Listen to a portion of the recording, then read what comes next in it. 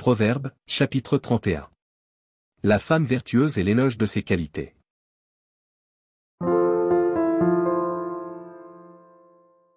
Paroles du roi Lemuel. Sentences par lesquelles sa mère l'instruisit.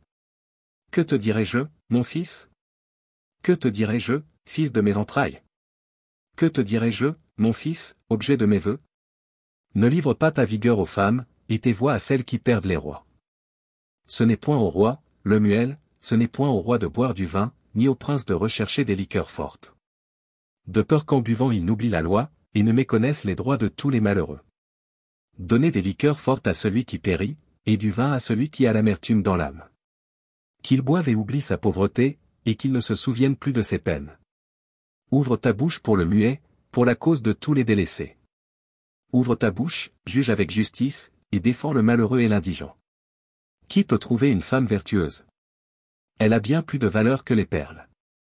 Le cœur de son mari a confiance en elle, et les produits ne lui feront pas défaut. Elle lui fait du bien, et non du mal, tous les jours de sa vie.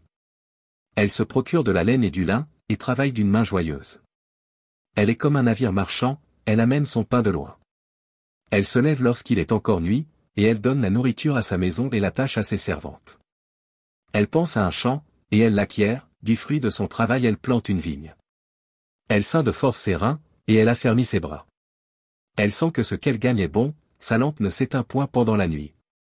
Elle met la main à la quenouille, et ses doigts tiennent le fuseau. Elle tend la main au malheureux, elle tend la main à l'indigent. Elle ne craint pas la neige pour sa maison, car toute sa maison est vêtue de cramoisis. Elle se fait des couvertures, elle a des vêtements de fin lin et de pourpre. Son mari est considéré aux portes, lorsqu'il siège avec les anciens du pays. Elle fait des chemises, et les vend, et elle livre des ceintures aux marchands. Elle est revêtue de force et de gloire, et elle se rit de l'avenir. Elle ouvre la bouche avec sagesse, et des instructions aimables sont sur sa langue. Elle veille sur ce qui se passe dans sa maison, et elle ne mange pas le pain de paresse. Ses fils se lèvent, et la disent heureuse, son mari se lève, et lui donne des louanges.